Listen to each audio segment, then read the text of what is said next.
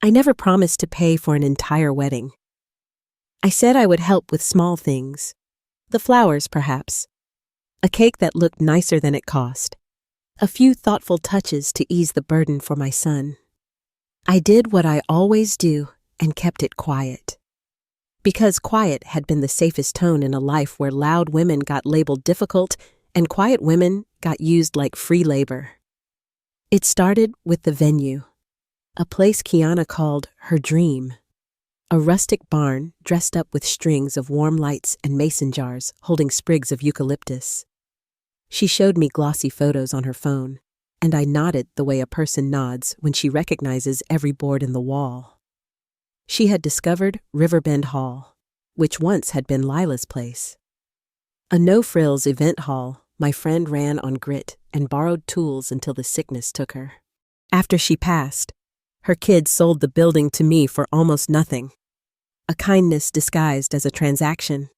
And with my first retirement check and a loan I paid off in double shifts. I replaced the floors, fixed the roof, and kept the old name on the deed even when I changed the sign out front. I never told Kiana a word. Why complicate a dream when I could simply open a door? I called my manager, Ramon, and booked the date. I paid the caterer and pretended the bargain was theirs. I covered the flower deposit, smoothed the DJ's fee by calling my nephew's friend, and handled every invoice that landed in Daniel's messages. He forwarded the bills, and I paid them. I did not do it for gratitude. I did it because Daniel is my only son, the soft spot and steel bar of my life. The boy I raised after his father melted into silence and a different city. I cleaned offices at night so Daniel could wear shoes that fit and walk across the graduation stage without debt chasing him off the back steps.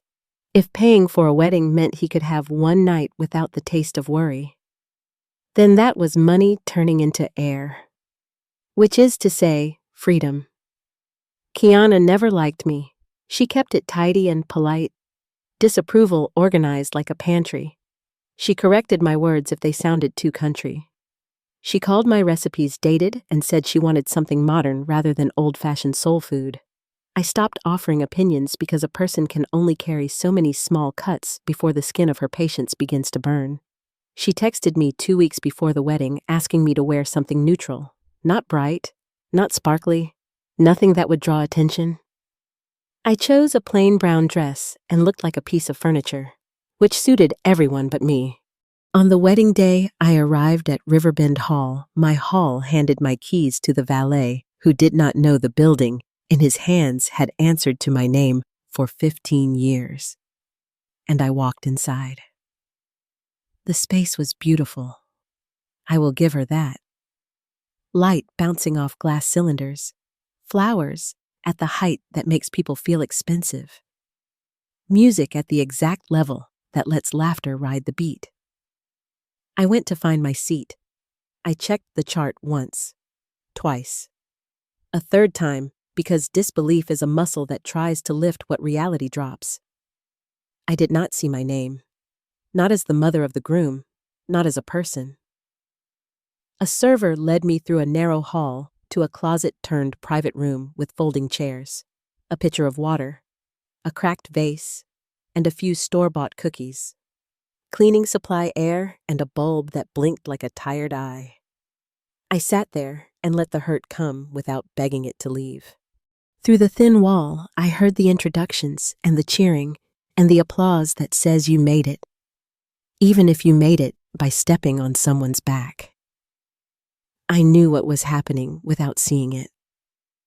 I had staffed 100 events and memorized the order entrance, speeches, photos, toasts, cake, when they called for the groom's family to gather for pictures. Nobody came to get me. My granddaughter, Maya, found me instead, sharp-eyed and steady, business in her bones and a smile that looks like a promise. She sat with me and looked around the room, and her face hardened into something that could lift steel. She did not need me to explain much. She asked whether I would do something about it. I told her not yet. I held the old gold key I have carried for 15 years. The first key that turned for me when my life started saying boss without asking permission first. I stayed put, quiet and patient, because timing is a tool when you learn to choose it rather than chase it. Time drifted the way it does when you are invisible in a room where your money is loud. I sat through the speeches I could not hear and imagined the selfie smiles at the head table. I thought about Lila and the day we signed the papers, her kids clinging to each other, me promising to keep the place alive. And the first evening, the lights worked without a prayer. Around 700 p.m., I heard the DJ call for toasts, and my patience clicked into place like a lock meeting its key. I stepped out to the side door and watched through the glass. Daniel sat beside Kiana under a vine of flowers pretending to be a halo. Her mother held her phone at every angle and laughed too loudly at every sentence that contained the word love. They did not look for me, and I would be lying if I said that did not scrape the inside of my chest. I called Mr. Green, who handles my contracts and who had been waiting like a runner with one foot on the mark. We had prepared a sale, and the buyer had cash and respect for old buildings. I had asked Mr. Green to wait until after the wedding to file, because kinder versions of me still lived in my bones. But the closet with the dying flowers cut that kindness down to a sliver. Mr. Green said he could complete the transfer within the hour. I told him to proceed. My heart did not race. It slowed. My anger poured into a colder clarity. Around 8:30 p.m., I spotted Ramon by the service hall. His clipboard tucked under his arm like a book he had already read. I gave him a nod he did not need me to explain. He moved down the hallway and doors began to close with the soft thud of a lesson arriving. A few guests tried a bar door that no longer opened. Someone asked why the bathrooms were locked. Confusion spread like a rumor. Kiana marched toward Ramon with a face that wanted to turn the ocean into a puddle by staring at it. Ramon led her outside, where the air smelled like grass, trying to keep summer alive. He explained that ownership had transferred, and that the rental agreement section about immediate closure upon sale language I had insisted on in case of emergency repairs now applied. He spoke calmly because men like him learn to live at room temperature while other people boil. Kiana asked who sold the property, and Ramon lifted his chin toward me. I was sitting with my legs crossed and my hands folded, and a stillness inside me I had not felt since the first day a bank manager looked at my application and did not see a joke. Daniel came outside, confused and soft around the edges, in that way men look when the women in their life run competing scripts, and he is an actor with no lines written for him. He asked what was happening. I told him they had placed me in a closet beside a mop bucket in the building I had owned since the year I started feeling like my own rescue team. The crowd went quiet the way a crowd does when a story snaps into focus. Phones appeared. A DJ cut the music and you could hear the terrible clarity of people breathing. Guests trickled out. Security guided them. And every step sounded like the end of a performance that never had the right cast list. Kiana told me I had ruined her wedding. I told her I had corrected an invitation. I walked across the stones I had chosen, in shoes I had been asked not to wear, and I did not turn back. People humming with outrage make a music that never learned key signatures. I prefer the clean silence of a door closing on a room that did not greet me by name. On the bench near the herb garden, where the bees work like tiny engineers, I sat with the weight of the keys in my purse and the lightness of a woman who did not owe anyone an apology for standing up straight. Ramon brought me a folder confirming the sale had gone through. Signatures crisp and money cleared. The title company set to finalize paperwork by midweek. I slid the folder into my bag the way a person stores a receipt for toothpaste.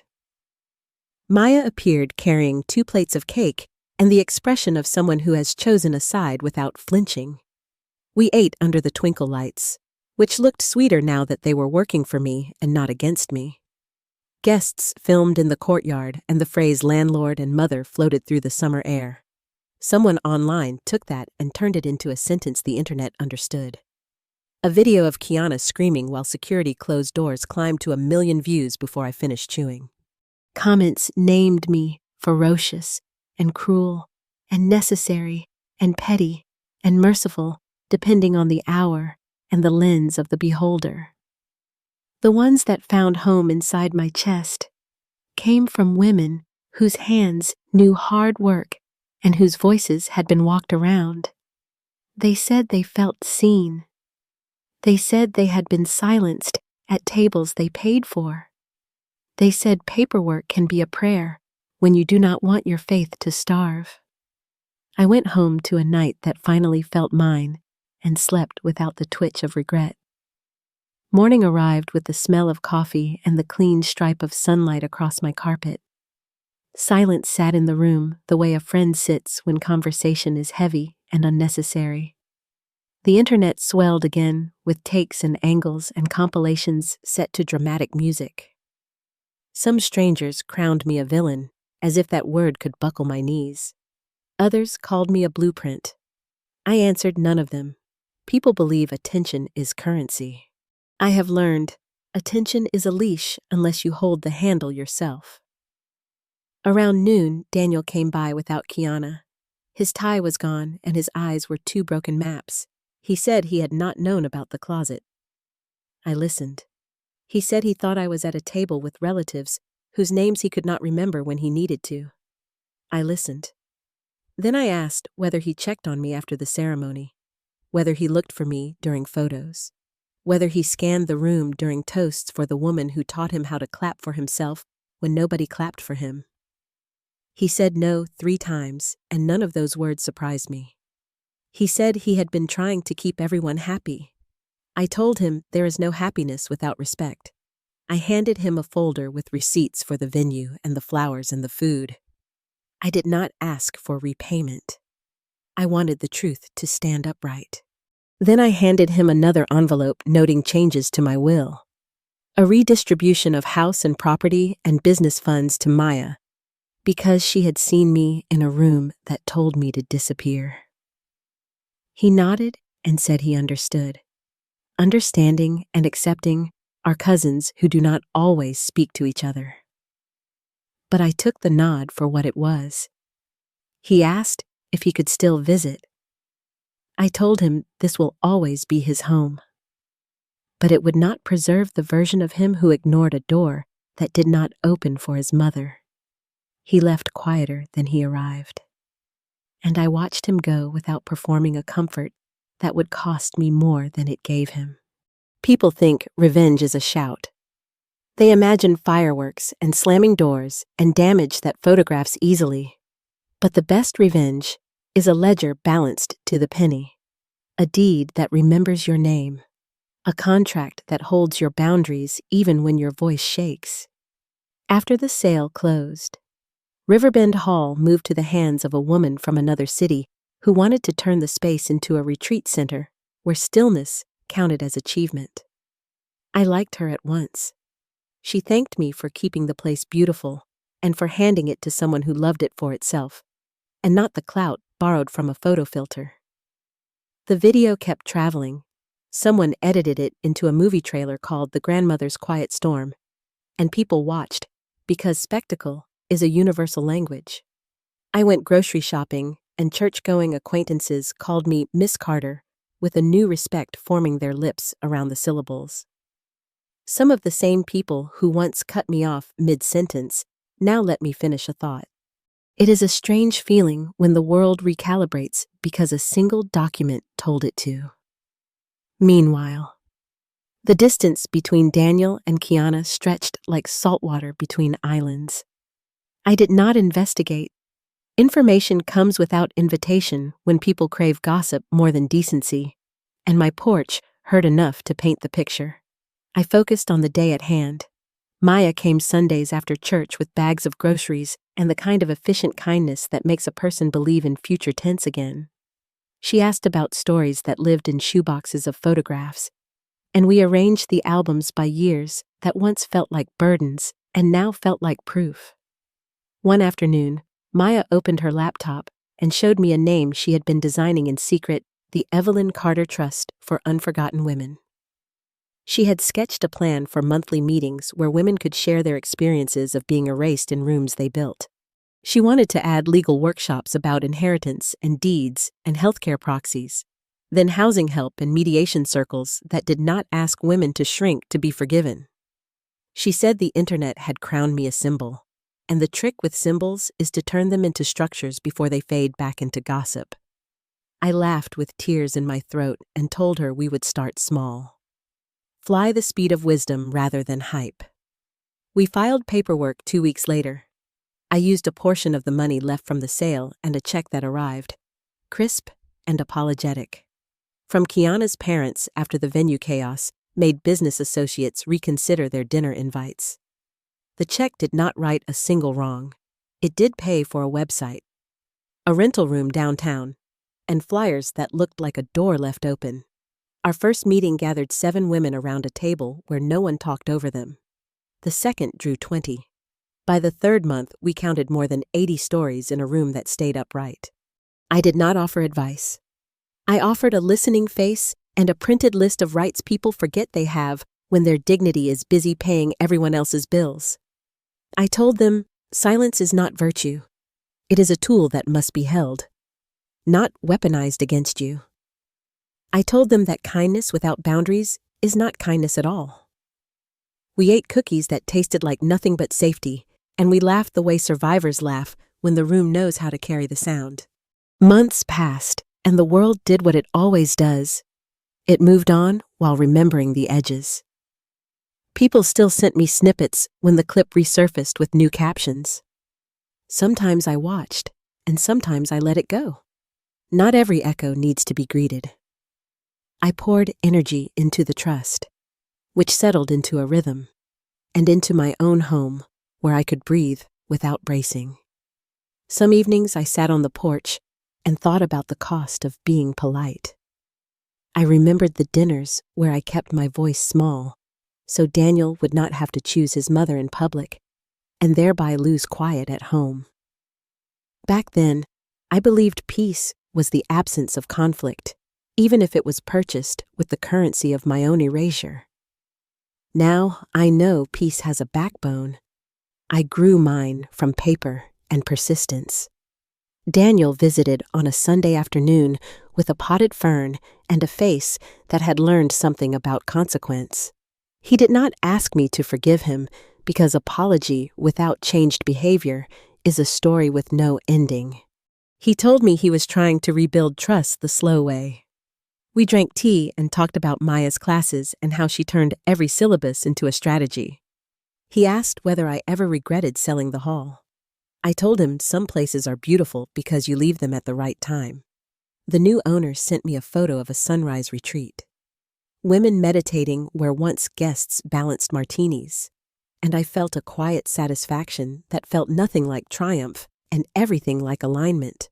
Later that week, our trust hosted an inheritance workshop led by a lawyer who grew up in a neighborhood like mine and talks like home. She explained probate with metaphors that made people laugh and take notes at the same time. We helped a woman petition for guardianship so she would not be cut out of her grandchild's life while she worked 2 jobs. We guided another through a deed transfer that saved her from losing the little house painted sky blue. Paperwork, I have learned, is a map men keep folded in their breast pockets. Put it in women's hands, and they stop asking for permission to go home. The City News ran a short piece on us. Just enough airtime to teach a few viewers a new phrase, unforgotten women.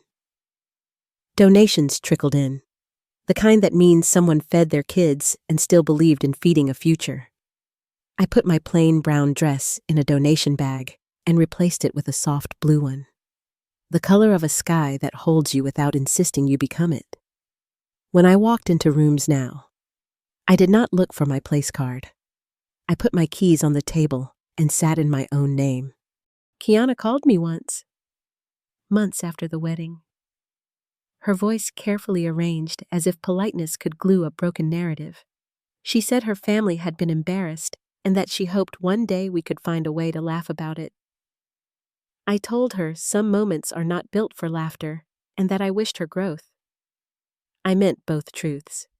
She made a few indirect apologies that circled the drain of self-excuse, and I did not offer the rope of absolution. It is not cruel to let people feel the room temperature they created.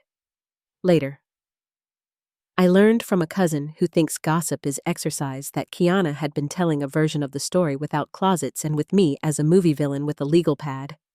People will always protect their reflection. That is not my duty to interrupt. What I held on to was Daniel's slower transformation, the way he began to look up from his phone at family gatherings, the way he asked the older aunties if they wanted a second helping, the way he listened to Maya rather than managing her. He and Maya started volunteering at our meetings, helping women fill out forms that have maze energy and small font traps. I watched my son remember the muscles he used as a boy when he defended a friend on a playground. Men can be taught to trade convenience for courage. They just have to want their own names back. One evening close to winter, I drove out to the hall that was no longer mine and parked off the road where the sycamores line up like patient elders. Lights glowed inside the building, now softened into a retreat space with cushions and quiet. I sat in the car and thanked the place for what it gave me and released what I gave it. People worry about starting over as if the past has hands. The truth is that places move on when you do. When I returned home, the porch smelled like rain and wood, and a stack of envelopes waited by the door. Among bills and catalogs sat a letter written in the precise hand that only people born into manners still use. It was from a woman who had attended our support circle, thanking me for reminding her that a boundary is a kindness to everyone who intends to stay. I placed the letter in a small wooden box with others like it. I do not keep trophies. I keep reminders that dignity is a daily practice, not a single scene that goes viral. On an ordinary Wednesday at 6:20 p.m., I made cornbread and greens and took a plate to Mrs. Albright across the street because she had lost her sister, and grief has no calendar.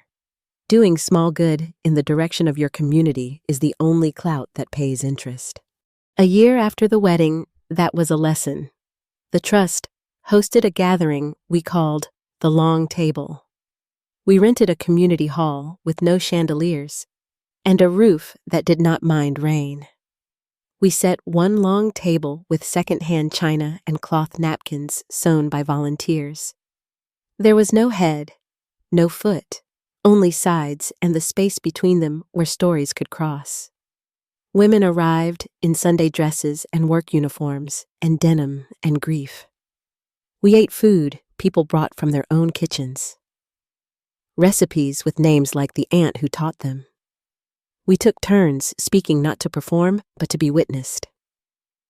I told my story in the shape it lives now, not as revenge, but as a reckoning with myself. A decision to stop mistaking politeness for love and silence for wisdom. I said I had once kept quiet to protect my son, and in doing so taught him a version of peace that cost me my seat. I said I learned that quiet can be power only when you choose it, not when it is imposed. I said paperwork is not cold, it is the paper body of your boundary. The room hummed with recognition. Afterward, Maya clicked off the string lights we had hung across the ceiling and hugged me in the soft, halfway dark. We drove home in a car full of serving dishes and leftover flowers. When I turned onto my street, I saw Daniel sitting on my porch steps holding a folder of forms from a woman who needed help asserting her rights to a small inheritance that someone was trying to talk her out of. He looked up, half grinning, and said he could use my eyes on the details. We spread the papers on the kitchen table, and I heard Lila's voice in my head telling me to read the fine print, then read the fine print's shadow. We drafted a plan that looked like dignity. Later that night, after the house had quieted, I stood by the window and watched the streetlight throw its careful circle. I felt the ache of the year of breaking old habits, of refusing to fold myself to fit other people's furniture. And then the ache softened into a steadiness that felt like my own name spoken back to me. If you asked me for a lesson I could carry into any room, I would tell you this kindness is not the same as compliance, and respect cannot exist where erasure is practiced. Build the table. Yes, but also write your name on the deed and teach your people to look for you in every room they enter. If they forget, remind them, not with a shout, but with the quiet weight of a key placed gently on the table where decisions get made. If you found strength or clarity in this story, remember to like, share, and subscribe for more.